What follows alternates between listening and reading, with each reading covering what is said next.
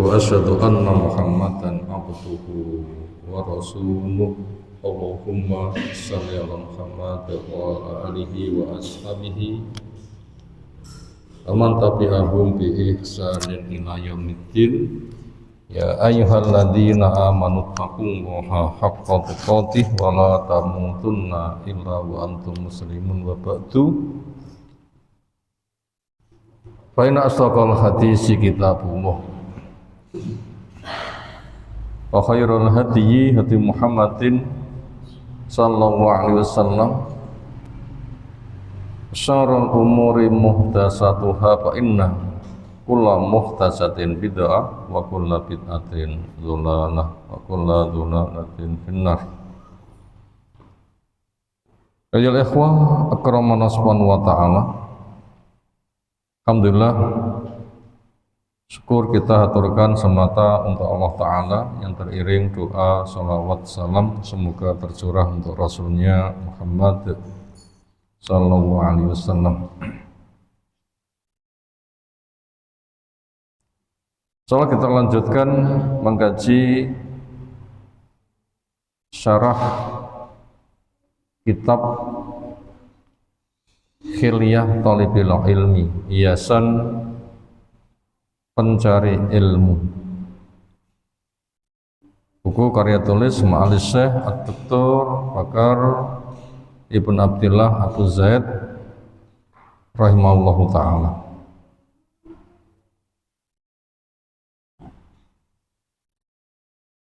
Pembahasan berikutnya tentang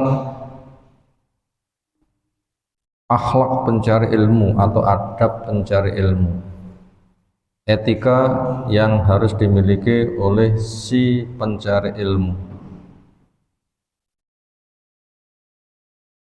Sebagaimana mukadimah telah kita sampaikan kemarin,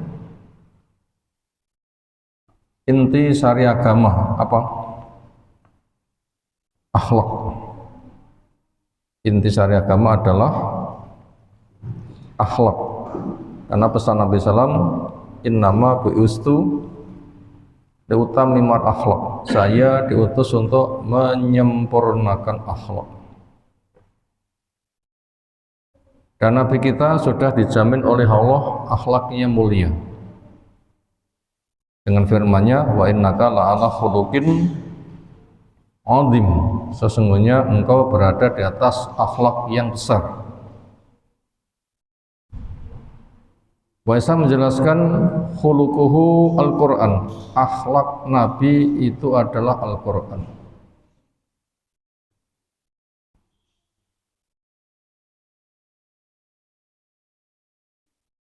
Makanya mempelajari akhlak lebih dulu daripada mempelajari ilmu. Artinya ilmu tentang akhlak harus duluan daripada ilmu berikutnya. Karena ilmu tentang akhlak itu fondasi. Berarti harus duluan. Fondasinya kuat baru menyusul kemudian. Makanya apabila sering berkembang akhlak lebih dulu daripada ilmu, artinya ilmu tentang akhlak harus lebih dulu daripada ilmu yang lain-lain yang sifatnya sesuatu yang dibangun di atas fondasi.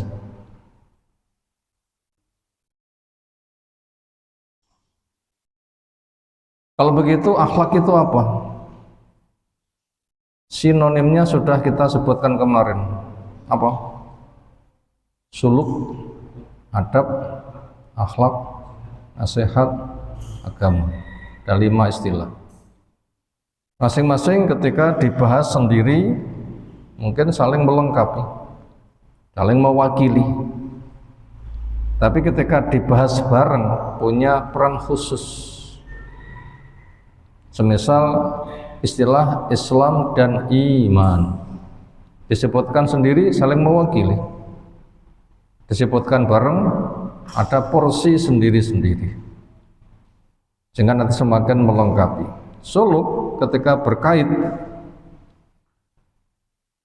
keluar rumah untuk mencari ilmu, ilmu tentang akhlak. Adab merupakan praktek dari ilmu dan pelatihan sehingga mendarah mendaging.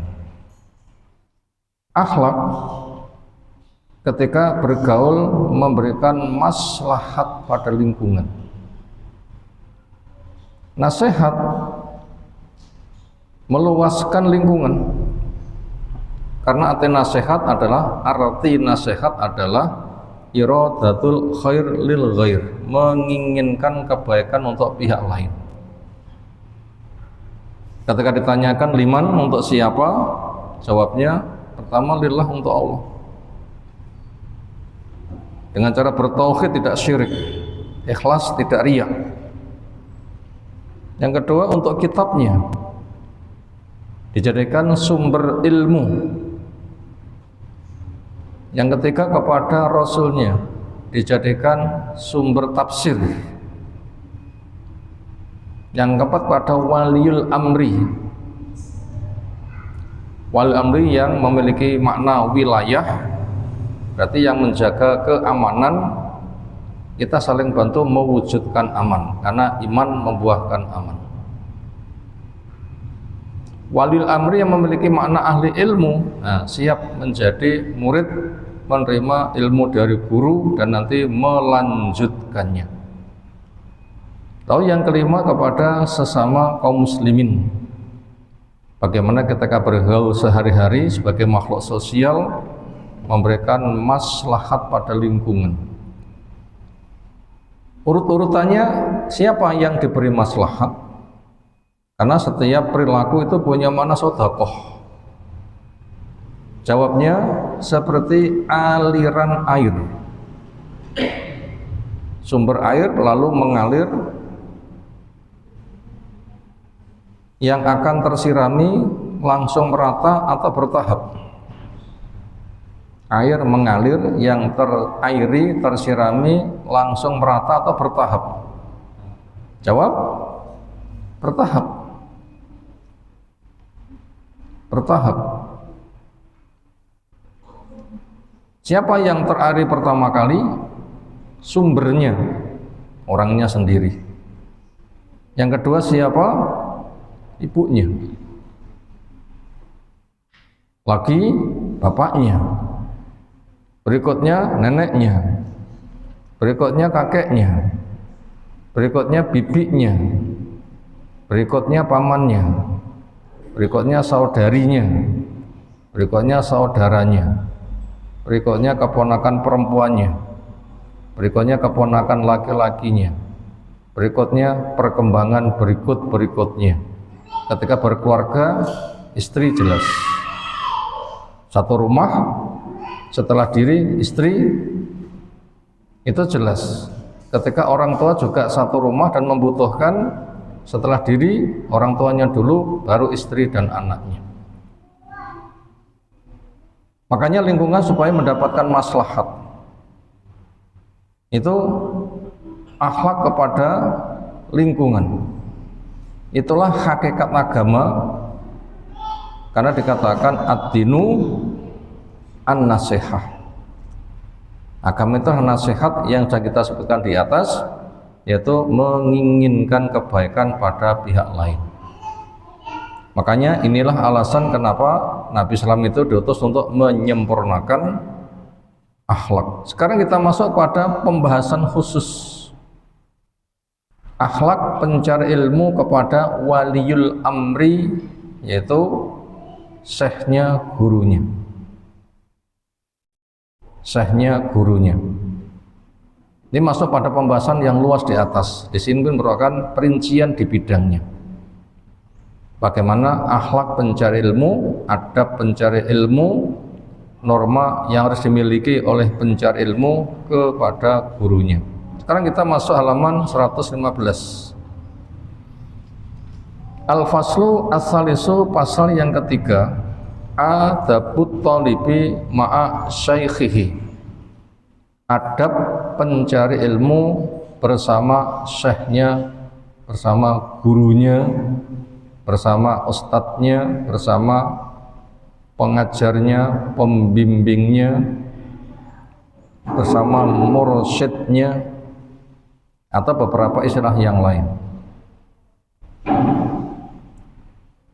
Samaniyata asar riayatu hurmatis syekh, menjaga kehormatan guru. Menjaga kehormatan guru. Sebelum kita kaji lebih lanjut, kita pastikan guru yang kita akan cari ilmunya memang betul-betul guru.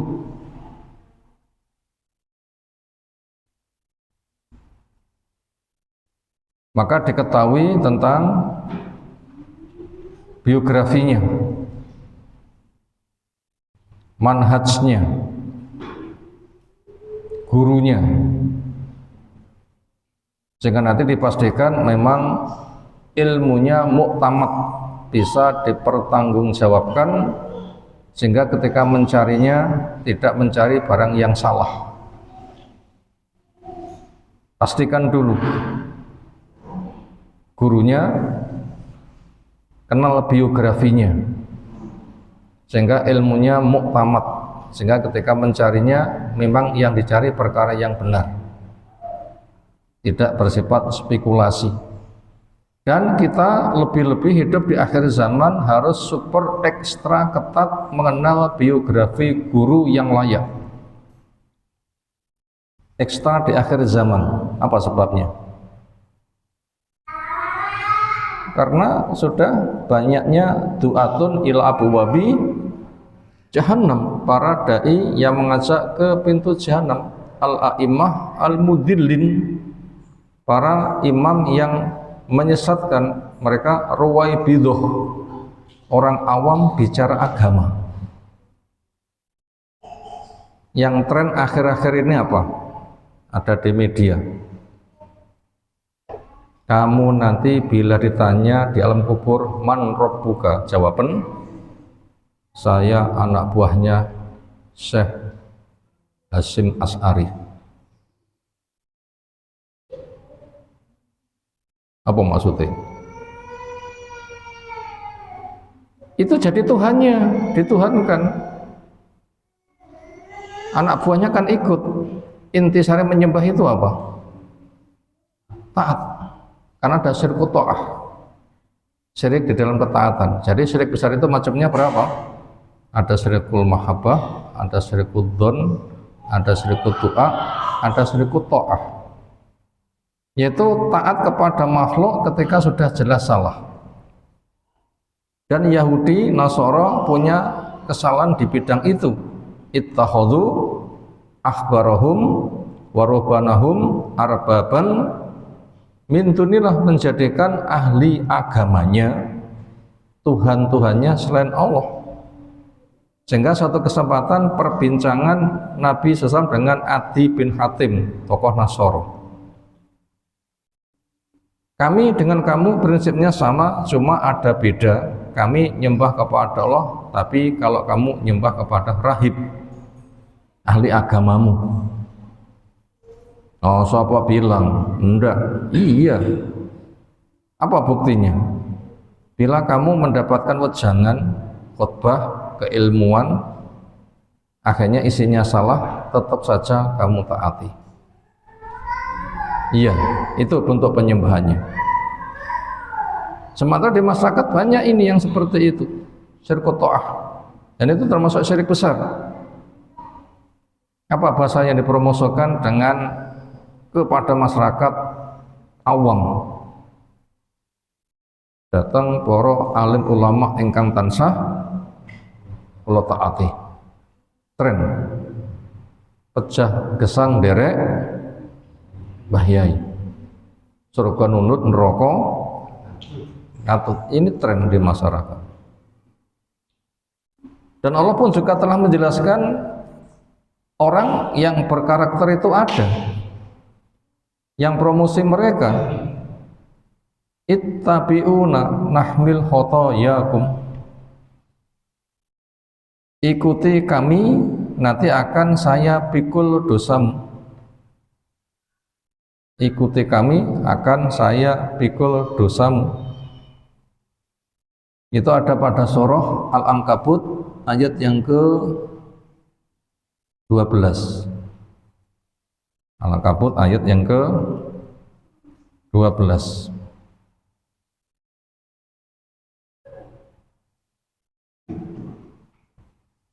Wa qala alladziina kafaru lil ladziina aamanu ittabi'u sabilana wa lan nahmil khotoyakum.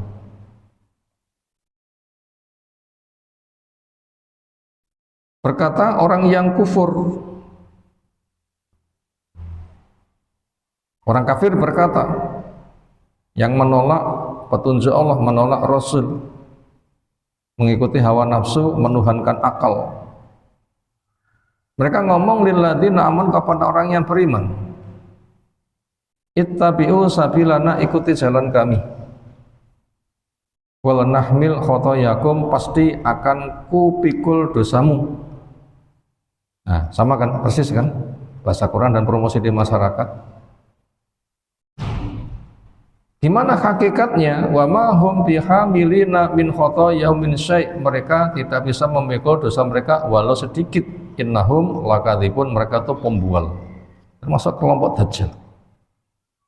Dajjal itu ada dua kata, ada dajjalun, ada dajjalun.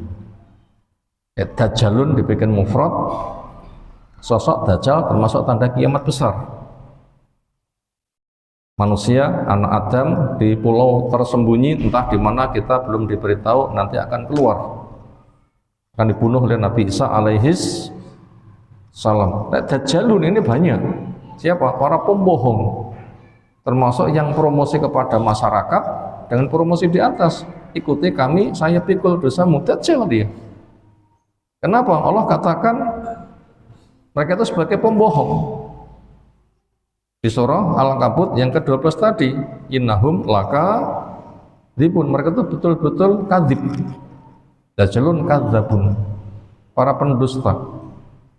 Termasuk yang promosi, bila kamu nanti ditanya di alam kubur, man rabbuka, jawaban saya anak buahnya Yai Hasyim Asy'ari. Ini nggak ada niatan untuk mencela beliau, tapi berita di masyarakat mempromosikan itu, maknanya gitu. Kita tidak nyinggung kepada Yai Hasyim Asy'ari rahimahullah ta'ala, insyaallah beliau itu ahli tauhid yang lurus, ahli tauhid yang lurus insyaallah. Tapi itu kita mengomentari bahasa yang disebutkan di masyarakat. Bahasa yang lain, bila ditanya jawaban siapa rohmu, jawabnya mama kubur.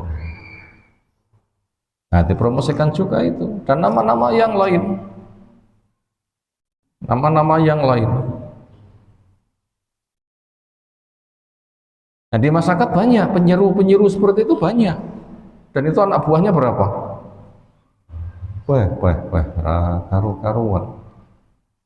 Sing beneh-beneh terus kemudian hijrah itu tidak banyak. Banyak juga, tapi tidak banyak dibanding total. Berapa persennya? Yang dajjal itu jumlahnya banyak. Itulah pecah menjadi 73, satu yang lurus 72 sing berapa 72 lek berkembang. Wong 70 itu bukan pembatasan, tapi simbol jumlah banyak.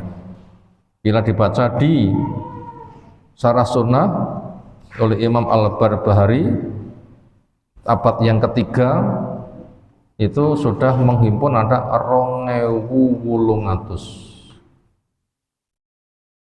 Induknya papat, berkembang jadi 70, beranak pinak. Abad ketiga ada yang menghitung sampai 2800. Sekarang abad berapa ini? 15, berapa kalau begitu? Banyak, makanya ketika kita cari ilmu, pastikan dulu manhajnya itu harus benar, nggak sembarangan. Karena di masyarakat penyesat-penyesat jumlahnya gak karu-karuan, apalagi sudah di zaman media. Kabeh wong iso ngomong sak karepe dhewe. Pokok duwe HP, duwe aplikasi Facebook, wes unggah tulisan apa suara atau video paling gampang, ya kan? Begitu sudah di posting kan sudah nyebar kemana-mana. Pastikan dulu gurunya.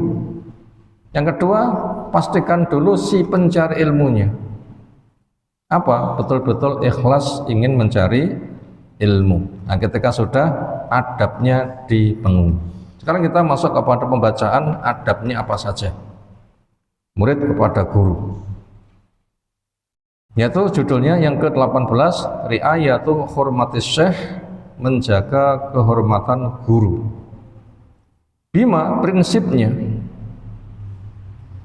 annal ilma, sesungguhnya ilmu, la yu'khadhu, tidak diambil, ibtidaan, buat yang masih ibtidai, start, tingkatan dasar, minal kutub, dari kitab.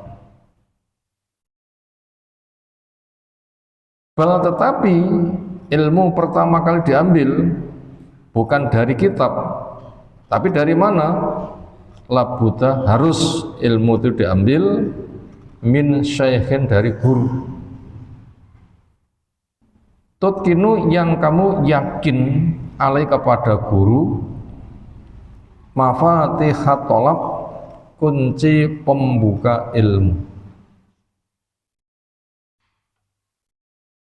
Sekarang kita ambil contoh konkret. Orang belajar tahapan dasar itu tidak kepada kitab, walaupun kepada Al-Quran, tapi kepada guru. Siapa? Profil orang belajar pertama kali jelas kepada guru, tidak langsung kepada kitab. Siapa? Siapa? Ayo jawab. Siapa? Nabi kita. Gak usah repot-repot cari siapa. Awal-awal hendak mendapatkan wahyu, beliau dimimpikan oleh Allah suasana pagi. Lihat di Sahih Bukhari, Kitabu Bada'il Wahyi, kitab permulaan wahyu. Nah, ke sana rujukannya. Bawa bekal ke Gua Hira, habis lalu pulang. Ngambil bekal lagi, berangkat ke Gua Hira, kemudian pulang. Nabi berangkat pulang atau Bu Khadijah sing ngirim?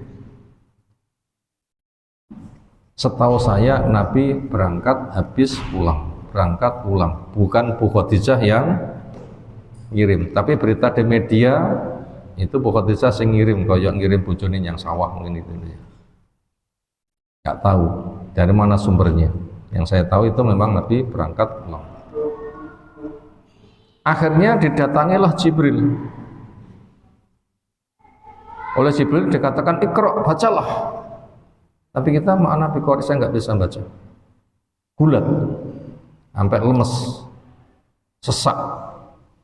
Dilepaskan, pulih, longgar napasnya, suruh baca yang kedua, nggak bisa, gulat lagi, sampai sesak.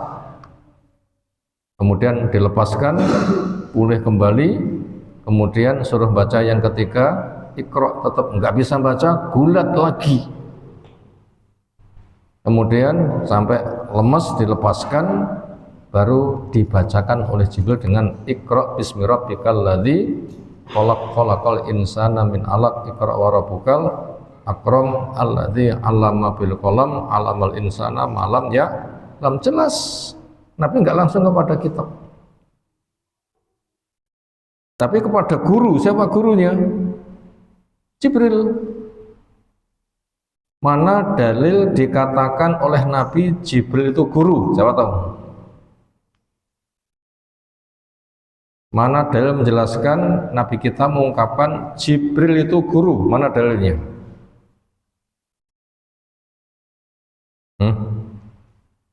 Hadis Jibril di Arba'in Nawawi, bagian-bagian pertama wa penak jujukan. Ya kan? Ketika Nabi SAW sedang kumpul bersama para sahabat, duduknya rapat, kemudian datanglah orang asing yang bajunya putih, yang rambutnya hitam, yang sangat bersih. Pantasnya orang setempat yang baru bersuci dan pakai baju bersih. Tapi siapa ya orang setempat? Kok nggak kenal? Wong Jawa pantasnya lusuh. Langsung mendekat mengatakan, ya Muhammadu. Mal iman, dijawab, sodakta, bener kamu. Tanya lagi, mal Islam, dijawab. Dia mengatakan sodakta, kamu bener. Mal ihsan, pertanyaan yang ketiga, dijawab. Mata sa'ah, kapan kiamat? Jawaban Nabi, yang ditanya dan yang nanya sama-sama tidak tahu. Mada asratuhu, nah baru dicat tandanya apa? Para sahabat merasa janggal, tanya membenarkan. Apa? Ini, oh betul, pinter kamu. Iya tuh kok gitu ya. Ngerti ndak tak tekok ini mungkin bahasane wong sing protes. Akhirnya ketika pergi, Nabi SAW menanya, siapa dia? Mereka menjawab, Allah Rasulnya lebih tahu. Dijawab, innahu Jibril atakum yu'allimukum dinakum. Itu Jibril yang datang kepada kamu, ngajari kepada kamu. Jelas Nabi mengatakan Jibril guru. Baca juga pada surah An-Najm. Wan najmi idza hawa ma dhalla sahibu ma huwa wa ma yantiqu anil hawa in huwa illa wahyu yuha. Allamahu syadidul allamahu. Apa maknanya allama? Muallim, guru, mengajari. Syadidul quwa, Jibril yang digelari syadidul quwa, sangat kuat. Allah mengatakan Jibril guru, allamahu syadidul quwa. Jadi Nabi kita pertama kali belajar gak kepada kitabnya, gak bisa moco. Kepada gurunya siapa? Jibril. Akhirnya Nabi ngajarkan kepada para sahabat. Guru punya murid, muridnya jadi guru. Terus, nah begitu. Akhirnya Abu Bakar jadi guru, punya murid, terus begitu. Ibnu Abbas jadi guru, Mujahid siap jadi guru berikutnya. Yang Imam Syafi'i, Imam Bukhari, tafsirnya banyak merujuk kepada tafsir Mujahid.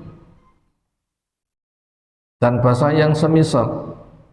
Jadi ilmu pertama kali buat orang yang ibtidah itu belajarnya kepada guru, tidak langsung kepada kitab. Nah, ketika sudah dasar pokoknya dikuasai, tinggal mengembangkannya.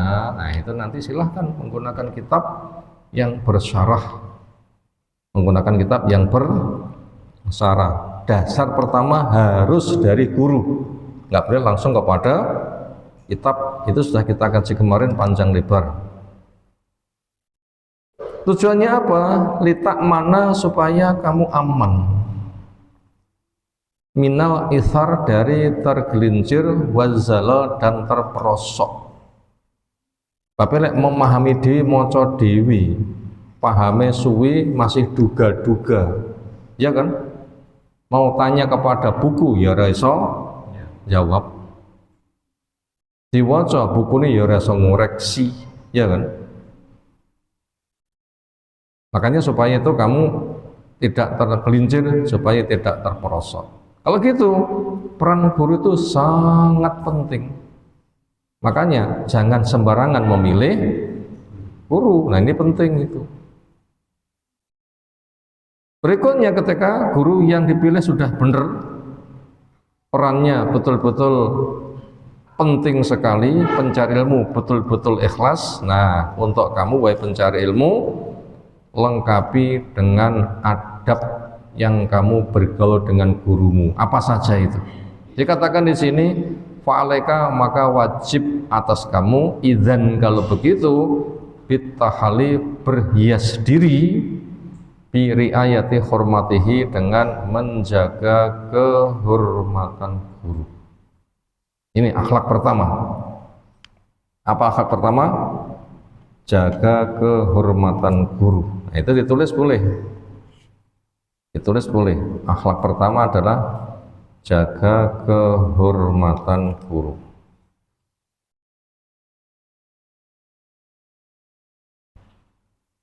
Biriayati hormati, jaga kehormatan guru, hormati guru.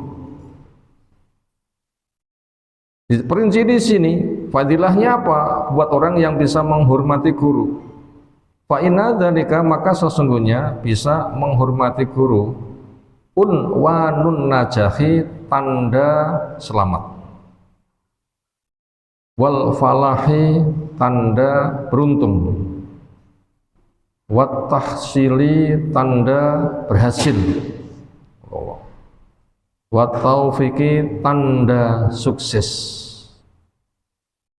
Siapa yang pengen selamat, pengen beruntung, pengen berhasil, pengen sukses, maka sarannya hormati guru. Faliyakun, supaya ada syaikhuka, syekhmu, gurumu itu mahala ijlalin, sasaran penghargaan, sosok yang dihargai, mingka darimu, wa ikramin, dan sosok yang dimuliakan, wa takdirin, dan sosok yang dihargai, wa talatufin, dan sosok yang kamu bersikap lembut kepadanya. Ijlal, ikram, takdir, talatuf, itu perincian makna menghargai. Kemudian berapa persen penghargaan kita kepada guru? Dikatakan di sini fakhud bi jawami'il adab, maka ambillah, terapkanlah, diterapkan, dilakoni, wujudkan bi majamil adab, dengan sebaik-baik adab, bukan sebatas sopan, tetapi hormat yang terbaik, bukan sebatas nyuguhi halal, tetapi halal yang paling baik, bukan andaikan berdandan nutup aurat, tetapi pakaian yang paling baik. Kapan kita dituntut berbaju terbaik? Hari Jumat, hari raya, terima tamu, bukan sebatas nutup aurat. Nggak bisa untuk Jumatan, hari raya, terima tamu, itu baju khusus, bukan baju keseharian. Nah, silahkan menyediakan baju khusus dipakai hari Jumat, nggak dipakai kecuali hari Jumat. Baju nopo kira-kira? Oh, tinggi pisan diumbah, malah tangamu. Baju apa? Ya baju luar yang nggak nyentuh kulit sehingga nggak gampang reget.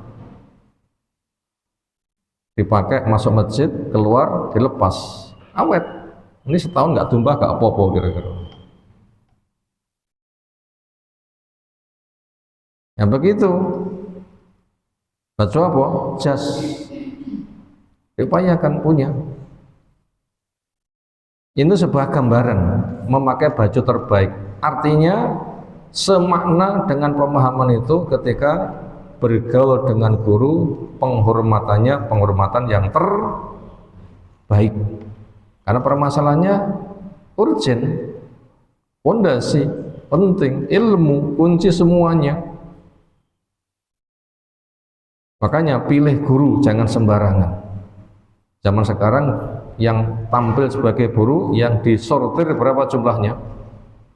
Wah, terlalu banyak yang disortir ya. Itu kira-kira cari guru yang bener kan kayak metani tumositok nek awake sapi kira-kira gitu lah ya. Gimana cari kutu, seekor kutu di bulu di tubuh sapi gimana? Berat. Makanya banyak du'atun ila bojan, para dai menyuruh ke pintu jahanam. Agama jadi bahan guyonan. Itu terlalu banyak. Itu tadi tentang kadar penghormatannya adalah terapkan dengan sebaik-baik akhlak, ma'a saika bersama gurumu. Dijulusika, cara dudukmu di depan guru, duduk yang beradab. Gimana contoh duduk yang beradab? Duduk wong sing nyawang itu sopan. Cara duduk orang melihat itu nanti terasa sopan. Di sini nggak diperinci, berarti kadar kesopanan itu ikut uruf. Rasa sopan yang dimiliki oleh kaum muslimin. Bentuknya seperti apa nggak dijelaskan, pakai uruf. Demikian juga wat tahaddus ilai ketika berbincang. Itu juga pakai bahasa yang sopan dan hormat. Sehingga gurunya enggak koyok koncone dewi. Ini menggunakan adab yang lembut, yang sopan. Andaikan poso Jawa ya kromone kromo inggil, tutuk ngoko, tutuk madyo, tapi kromo inggil. Pak dolan nyandi, oh nah iya sopan dengan saya. Ngapunten Ustaz ngersakan badai tindak datang pundi, nah ini rotok meneh lek ngono ya. Pak dolan nyandi, oh kaya hak saja ya ndak pantes lah ya. Itu butuh kromo inggil karena adab. Basa Jawa gitu rasanya sangat kuat. Quran lebih kuat lagi. Contohnya makan. Basa Jawa ada berapa? Sing biasa mangan madang. Rota halus titik nedho nedi. Sing luwih halus dahar. Sing kasar rapenak dirungokne lho ya. Kecuali obat diuntal. Iki pantes sih ya. Kecuali obat diuntal cek pantes, kasar tapi pantes. Tapi halusnya tetap ngunjuk obat, tetap ngunjuk, nah begitu ya. Jadi kepada guru juga bahasanya dipilihkan terbaik. Ini tulisan internasional oleh Syekh Bakar loh, nggih, tulisan kula nggih, kula macane tok nang ini. Demikian juga wa husni su'al wal istima', bagusnya bertanya dan mendengar. Artinya ketika bertanya supaya tanya yang bagus, ketika mendengar juga mendengar yang bagus. Syekh Utsaimin menjelaskan bentuk tanya yang bagus bukan sebatas afwan Ustadz mau tanya, tidak cukup. Tapi lengkapi dengan afwan Syekhona, ahsanallahu ilaikum. Afwan, maaf Syekhona, Syekh kami, Ustadzana, Ustadz kami atau Ustadi. Jangan cukup hanya afwan Ustadz, jangan.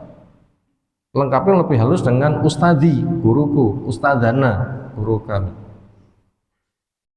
Panggil bukan sebatas Ustadz tapi Ustadi, Ustadzana. Sekalian didoakan dengan ahsanallahu ilaikum, semoga Allah memberikan kebagusan kepada kamu. Lek wong Jawa mau tanya itu juga luas. Ngapunten keparenga badhe nyuwun pirsa, kula tiyang tebih badhe patos alamat niki. Mbok pilih panjenengan pirsa, ingkang pundi nggih. Nah, berarti kan sopan nggih. Bukan panggah meteng kreng nek dhuwur motor, Kang HP tekok.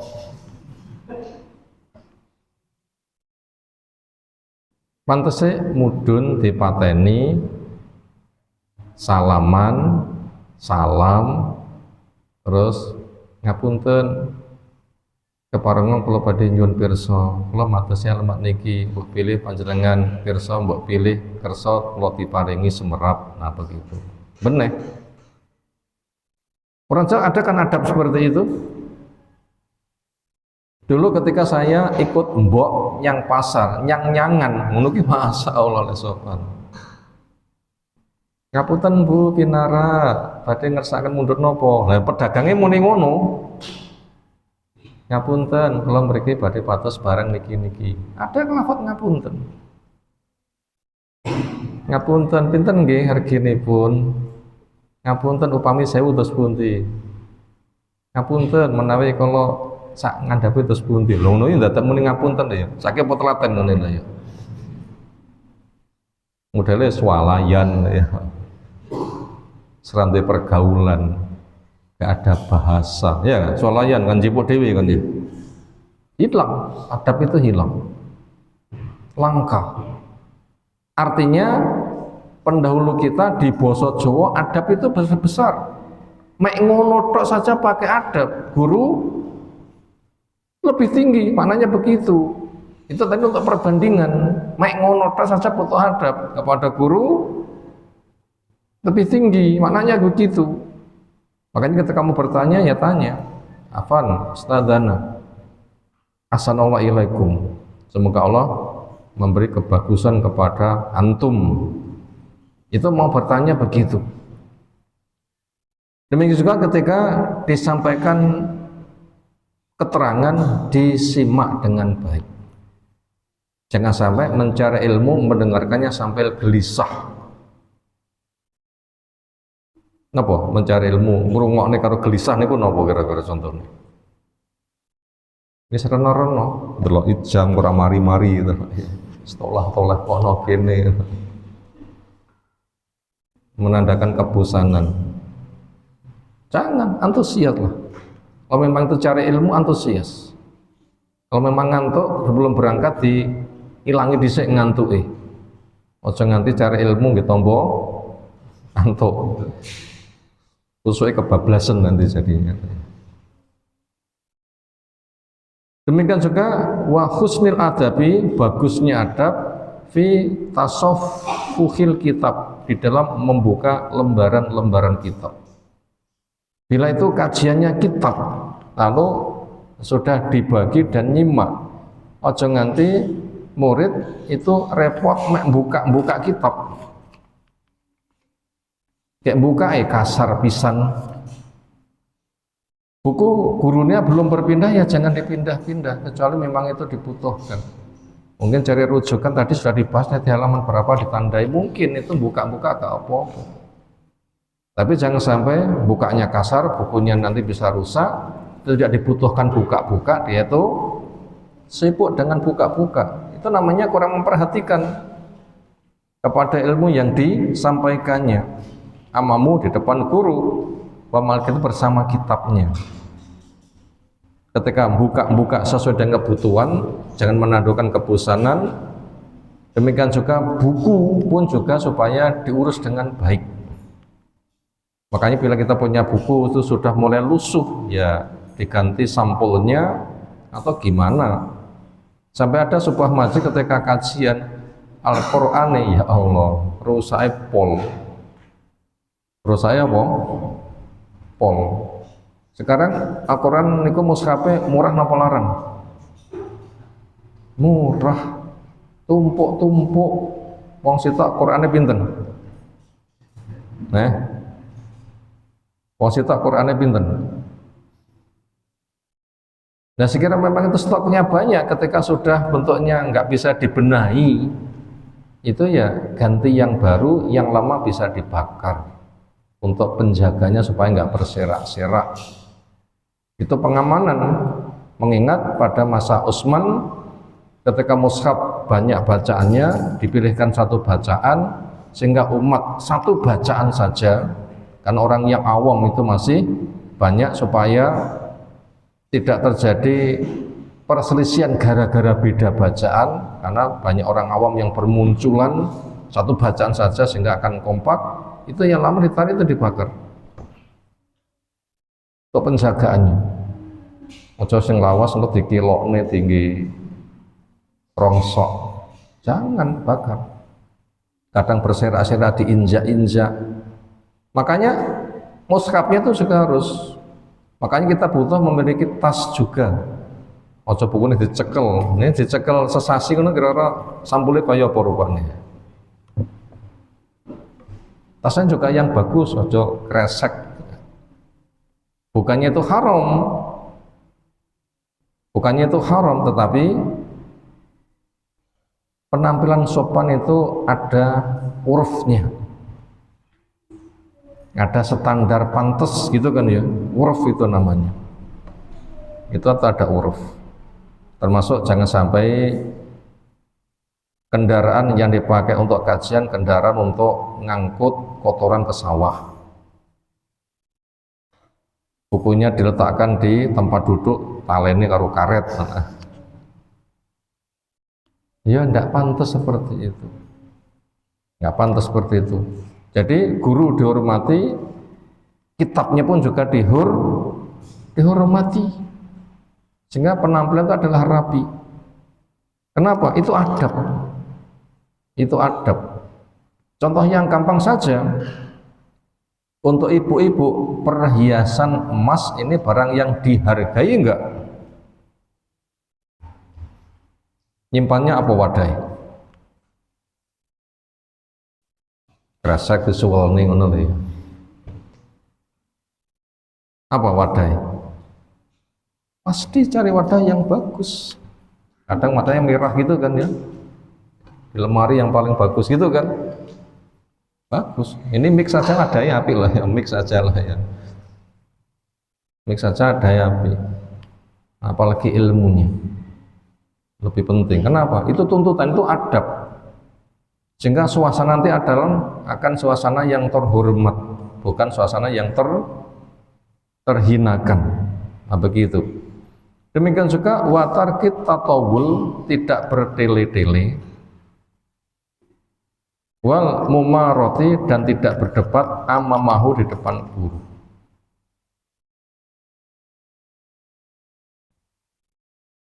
Makanya ketika tanya itu termasuk pertanyaan yang memang betul-betul tidak bisa, harapannya sekali tanya paham, jangan bertele-tele.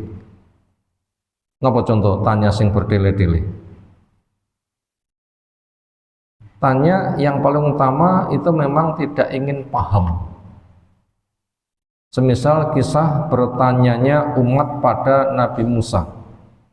Ketika terjadi pembunuhan, mereka gak bisa menyelesaikan, minta pada Nabi Musa alaihissalam siapa pembunuhnya. Apa perintah Nabi Musa?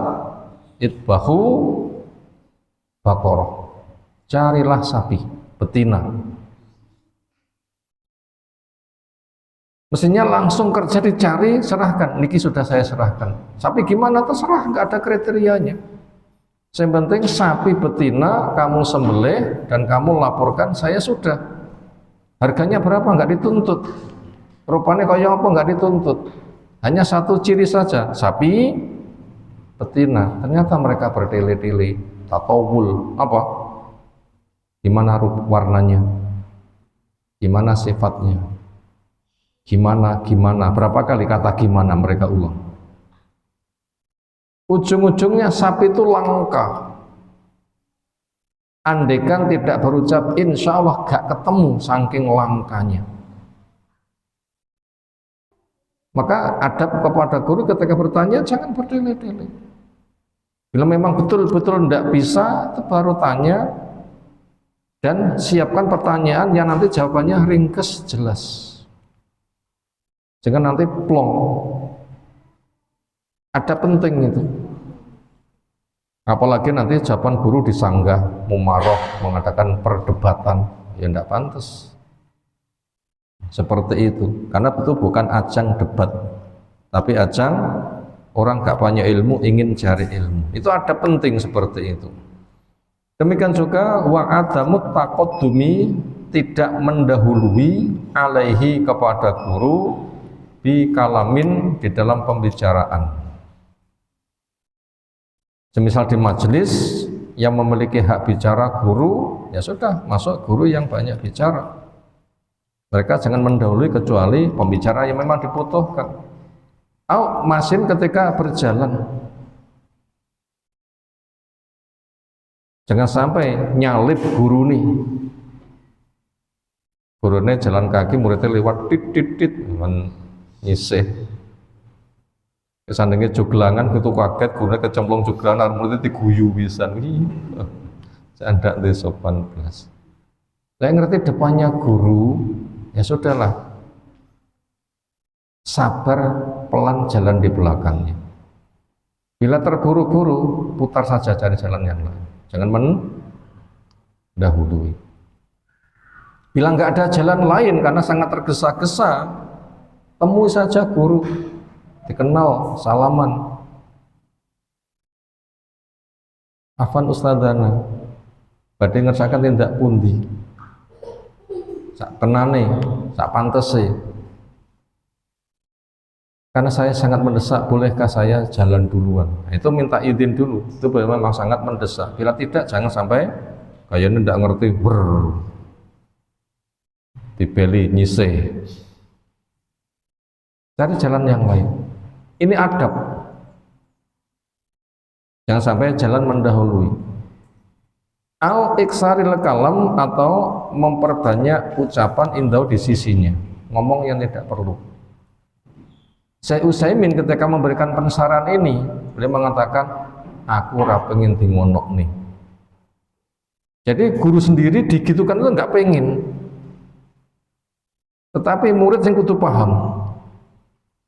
Itu kok kemauannya guru hormatilah saya, bukan. Itu memang adab murid. Makanya murid tanpa diminta oleh guru ngerti ya, kenapa? Ini adab buat kamu. Gurumu nggak ingin di ngonok nih seperti itu. Andai kan guru kamu gitu kan ya nggak tersinggung. Cuma kamu sendiri yang punya masalah. Bagaimana kamu akan memiliki ilmu bila kamu nggak punya adab, nggak punya penghargaan? Makanya adab, hormat, akhlak itu lebih dulu. Karena ilmu berkembang berikutnya akan manfaat apabila dibangun di atas adab. Au mudakhalatihi, atau menginterupsi kepada guru fi kadisihi. Napa interupsi ini? Menghentikan pembicaraan.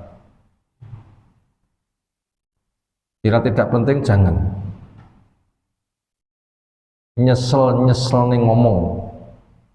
Nggak diberi kesempatan bicara kemudian masuk, jangan. Nah, kecuali sangat penting sekali. Bila sangat penting untuk kemaslahatan umat boleh. Apa kasusnya?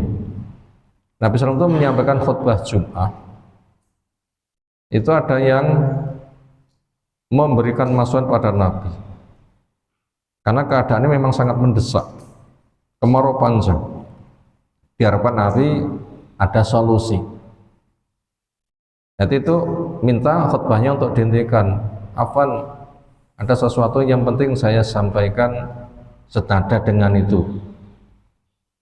Sebagaimana kita saksikan, langit tanpa mendung, bumi kering, sumber ambles, tanam-tanaman gak ada yang tumbuh, hewan kurang pangan, kurang minum, manusia hilang penghasilan. Tolong doalah kepada Allah supaya Allah mengucurkan hujan. Langsung Nabi mengangkat tangan, Allah kucurkan hujan. Ini kan mendesak kan. Tapi bila tidak mendesak, guru bicara jangan sampai diputus. Orang lain itu masuk kepada pembahasan itu. Demikian juga wadarsi di dalam pelajarannya bi kalamin mingka, dengan ucapan darimu. Kecuali nanti sudah diberikan kesempatan, mungkin ada tanggapan silahkan, nah itu baru bicara.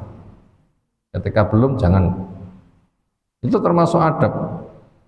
Awil ilhah, atau memperbanyak bicara alaihi kepada guru fi jawabin, di dalam mencari jawaban. Jadi sering, Ustadz tadi kok belum dijawab, dijelaskan. Ustadz jawabannya belum ngena. Ustadz jawabannya masih kurang luas. Itu tidak pantas seperti itu. Tidak pantas. Tanya saja sekali. Kenapa? Ini perbuatan sahabat. Itu perbuatan sahabat. Makanya mereka tidak mengulang. Bukannya Nabi tidak tahu. Pertama nunggu wahyu atau nunggu momen. Ketika belum terjawab, sahabat yang itu komentar, oh Nabi tidak suka dengan pertanyaan itu, buktinya tidak dijawab. Ternyata ketika sudah selesai Nabi menanya, siapa tadi yang tanya? Gimana tadi pertanyaannya? Berarti kalau itu Nabi itu tanggap dan paham, bukan mengecewakan. Maka sahabat itu tidak mengulang, maka ketika bertanya cukup sekali. cukup sekali. Adapun nanti bila sudah diberikan kesempatan, nah nanti boleh untuk diulang, tapi bila tidak cukup dengan sekali. Maka untuk itu, karena guru pun juga bisa lupa, itu ketika ada pertanyaan sebagusnya ditulis, bagusnya ditulis. Jadi ya guru cak waya-waya ya nanti bangkah nyekel pen bener ya. Pertanyaan tulis itu ya. Nah, kemarin ada yang tanya 2, saya nggak nulis. Kenapa? Oh, saya kok ya lupis lali pisan. Akhirnya jatuh hanya 1 pertanyaan saja. Foto lali ini. Itu menjaga untuk tidak hilang. Mana begitu? Mutajaniban dengan menjauhi al-iksara, memperbanyak minasol dari tanya. Jadi sahabat itu nggak memperbanyak tanya, cukup sekali, itu sudah ditanggapi. La siyama lebih-lebih ma'a syuhudil malak, bersama hadirnya orang banyak. Nanti apabila di majelis yang ramai ada seseorang borong dengan pertanyaan, ini punya dampak yang bahaya. Fa inna hadza, maka memperbanyak tanya, yujibu akan berdampak laka pada dirimu al-ghurura, terpedaya, bisa terpeleset, akan beresiko. Nah, komentar wong terono-rono, kakean teko diborong dewi. Kok ya butuh-butuh, dikira sing butuh mek kono dewi. Kan bisa bermasalah.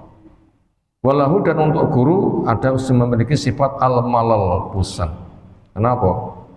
Sing teko bocah kuwi anyel nyapa kakean tekos, kakean teko gak pahaman, nek teko rodok piye pisan. Makanya yang tanya pun juga harus mampu memiliki manajemen tanya. Simple, jelas, mengesan. Nah begitu. Sehingga dengan demikian nanti akan bermanfaat. Itu adab-adab penting di dalam mencari ilmu. Berikutnya kita masuk di halaman 119. Ada berikutnya, wala tunatihi, kamu jangan memanggil kepada guru bismihi dengan namanya mujarodan, jenengi langsung.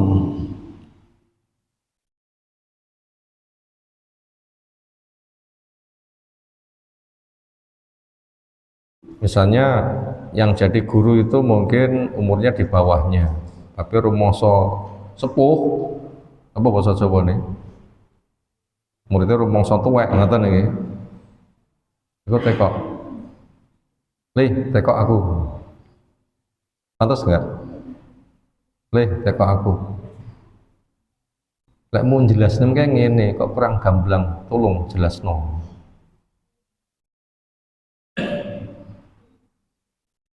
Enggak pantes.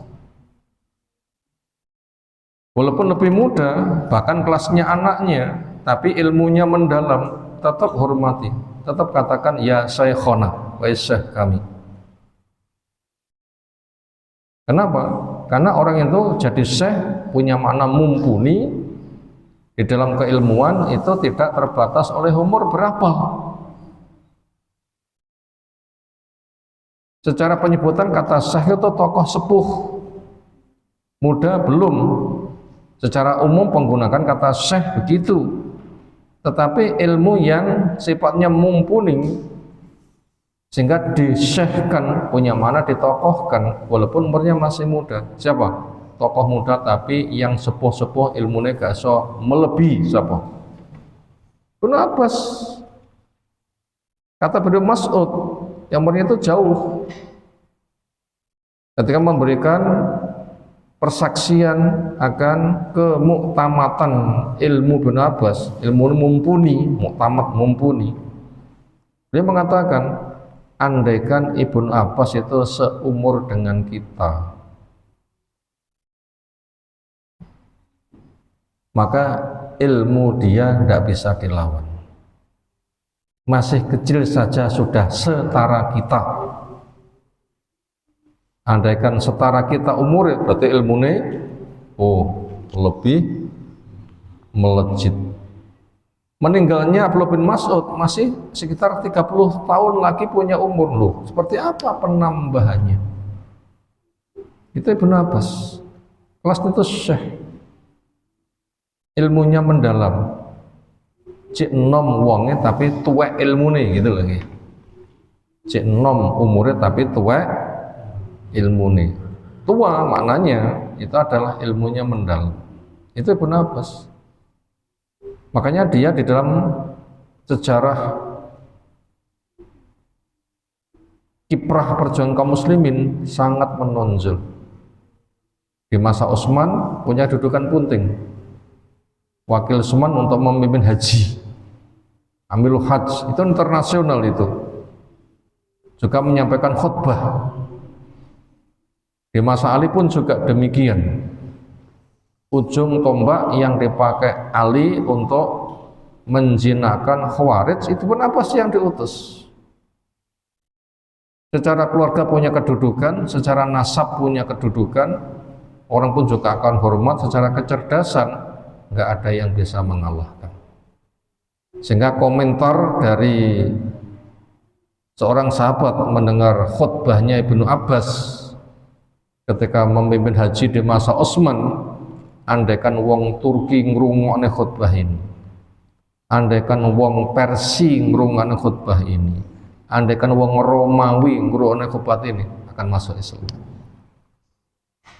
Bukan ngeramal akan masuk Islam, tetapi hujah kayak begini kok sampai nggak paham, kok nggak simpatik, ya keterlaluan. Dan kenyataannya nggak simpatik, ya sudah, wong kafir pancen keterlaluan gitu loh ya. Itu tadi, jangan semata memanggil namanya. Jangan semata memanggil namanya. Au ma'al laqabi atau bersama gelarnya. Kaulika seperti ucapanmu, ya syekhu fulanin, wahai syekh fulan. Jangan begitu. Bal tetapi kul panggillah ya syekhi. Au atau ya syekhona. Ya ustadi, ya ustadzana. Wahai guru kami, wahai guruku, senada dengan itu. Fala tusami, jangan kamu sebut namanya langsung. Fa'inahu, maka dengan kamu sebutkan dengan penghormatan, wahai ustadku, ustadz kami, guruku, guru kami, itu sangat hormat panggilan itu. Itu arfa'u lebih meninggikan fil adab di dalam adab. Jadi adab semakin tinggi menggunakan bahasa seperti itu. Wala tukhatibahu, kamu jangan berbincang kepada gurumu bi ta'il khitab, dengan tak khitab. Bahasa Arab kowe itu kan damel tak nggih. Makanya kepada gurunya, Pak Guru, kowe nyandi. Tadi kelasnya Pak Guru anak ketek kan ya. Kenapa? Kowe anak ketek, masa guru dipanggil kowe? Ya enggak boleh. Apa bahasa sehari-hari? Bahasa Jakartanan ente. Bahasa Arabnya anta. Tak itu ente, anta, ta. Itu namanya tak khitab. Tak punya makna kamu. Enggak boleh. Ente kemana? Nah, itu tidak boleh guru digitukan. Tetap menggunakan bahasa hormat. Afwan ustadi, hendak pergi kemana? Ngomong saja itu diatur. Makanya di sini bahasa Jawa itu memang betul-betul sangat bisa menjadi penghargaan. Sangat bisa jadi penghargaan. Dan sekarang akeh wong Jawa ndak ngerti Jawa. Ngapunten kula mriki badhe mundut beras, ya Allah. Berarti ngedekne awake badhe mundut beras. Itu tidak boleh yang seperti itu. Cukup banyak seperti itu. Sampai saya pernah sempat mendengar pengantar kajian menggunakan bahasa Jawa. Loh. Yes, kelasnya sudah masuk di televisi juga tidak ngerti bahasa Jawa. Lucu. Nah, sing ngrungokne nggak ngerti basa Jawa ya karuane lho ya. Nah, sing ngrungokne gitu orang sepuh-sepuh ngerti basa Jawa, iki ustaz sapopo gak punya adab. Bagaimana dia akan mewakili Quran yang itu sangat mulia. Makanya apabila nggak iso basa Jawa ya nggak usah pakai basa Jawa, karena bahkan bahasa Indonesia kalau luwih ringan adabnya, ya kan? Basa Jawa itu memang harus jelimet. Untune makan saja berapa tadi? Banyak itu, mangan madang, dure nedo nedi dure dahar. Banyak itu yang seperti itu. Itu harus dipelajari dengan betul. Makanya termasuk dai kudu ngerti basa Jawa. Saya pernah mendengarkan kajian memanfaatkan momen akikoh. Penceramahnya mengatakan para sederek termasuk adabe ngopeni bayi nggih menika ari kelemur 7 dina dicukur gundul ndase.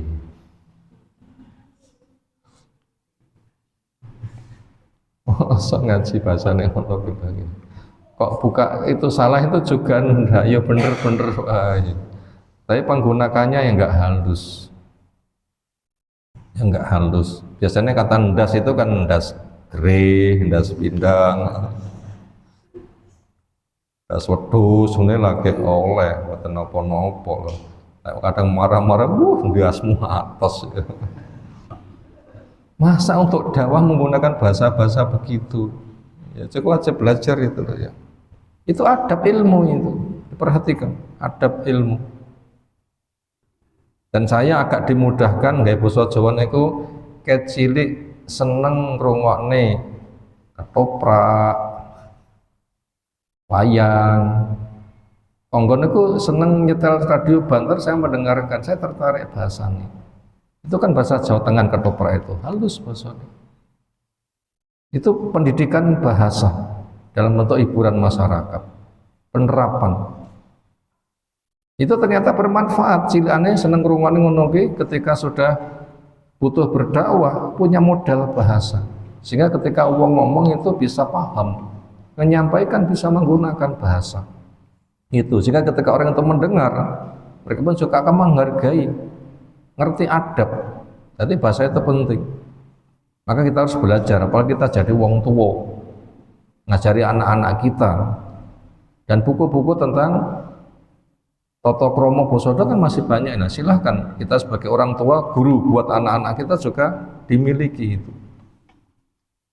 Kenapa? Bicara kita kan diturukan oleh anak-anak kita. Bila anak-anak kita begitu, berarti wong tuanya nggak bisa ngajari poso gitu. Bermasalah juga. Bermasalah juga. Jadi jangan memanggil guru dengan lafaz kamu, ente, poneh kowe. Bahasa Arabnya anta. Pakai tak khitab jangan. Autunadi atau kamu panggil dia mimbutin dari jarak jauh. Pak guru, enton mandek. Teriak dari jauh jangan. Min ghairi ittirarin, bukan karena keterpaksaan. Lah terpaksa enggak apa-apa. Pak mandek, kenapa? Ada binatang kendaraan melaju kencang akan tertabrak, diteriaki boleh. Itu kasus darurat. Awas Pak, nyise. Kenapa? Enak klopo, ngenai. Itu diteriaki dari jauh boleh. Kasus itu. Tapi semata punya kebutuhan memanggil dari jauh, nah itu tidak diizinkan. Nah begitu. Alasannya kita masuk halaman 121, wanzur lihatlah ma zakarallahu ta'ala, apa yang Allah Ta'ala sebutkan minat dilalati dari dalilnya alal adab, supaya murid punya adab ma'a mu'allimin nas, bersama gurunya manusia. Al-khairah, yang mengajarkan kebaikan, itulah Nabiullah Muhammad sallallahu alaihi wasallam. Fi qaulihi, di dalam firman-Nya di surah An-Nur yang ke-63. La taj'alu du'a ar-rasuli bainakum ka du'ai ba'dikum ba'dhu. La taj'alu, janganlah kalian jadikan doa ar-rasul ketika mengundang, memanggil kepada Rasul, bainikum yang ada di antara kamu, ka du'ai ba'dikum ba'da, seperti memanggilnya sebagian kamu kepada sebagian yang lain. Konco akrab gimana memanggilnya? Napa napa mosok arep gurune kaya kancane dhewe, napa enggak ada penghormatan. Enggak ada penghormatan. Nah, tetap itu menggunakan bahasa yang bagus. Makanya untuk Nabi enggak boleh mengatakan ya Muhammadu. Tapi ya Nabi Allah, ya Rasulullah. Enggak boleh ya Muhammadu. Loh, lha kuwi kata Jibril kae. Kok ya Muhammadu kan Jibril malah sing ngulang. Itu ada dua tafsir, dua syarah tentang itu. Pertama, karena berpenampilan seperti orang asing yang belum kenal. Karena wong Arab itu bila belum kenal, itu bahasa sapaannya orang dipanggil dengan ya Muhammadu. Makanya bila kita ketemu orang Arab, naik kono disapa ya Muhammadu, jangan dijawab lastu Muhammadan. Aku tutup Muhammad, aja muni ngono. Karena mereka itu enggak menyapa kepada kita nama kita Muhammad itu. Bahasa Jawa apa? Menyapa orang asing. Ngapunten kisana kok ketinggalan dereng panggih panjenengan saking pundi badhe tindak datang pundi. Kisana itu apa? Nyapa orang asing yang belum kenal. Lah orang Arab nyapa orang asing belum kenal itu menggunakan bahasa ya Muhammadu. Itu bukan memanggil Nabi dengan jangkar, bukan. Itu tafsir pertama. Karena di situ memang Jibril menyembunyikan identitas. Jibril menyembunyikan identitas. Itu sistem pengajaran. Sedang disembunyikan identitas. Yang kedua itu mansukh. Awalnya begitu tapi akhirnya tidak begitu. Itu dua tafsiran.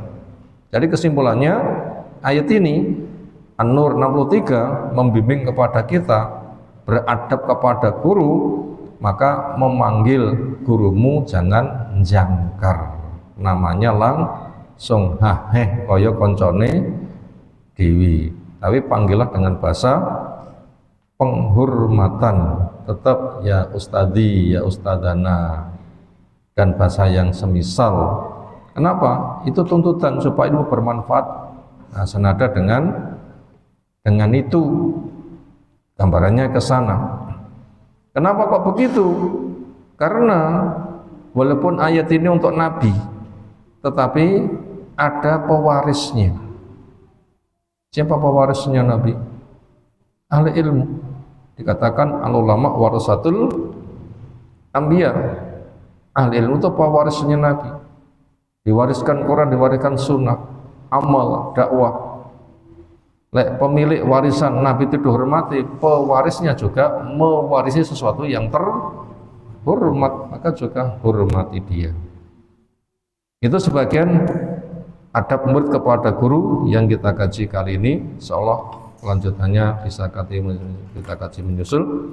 Semoga apa yang telah kita pelajari Allah berikan ilmu bermanfaat untuk kita semuanya. Datang kapan silahkan.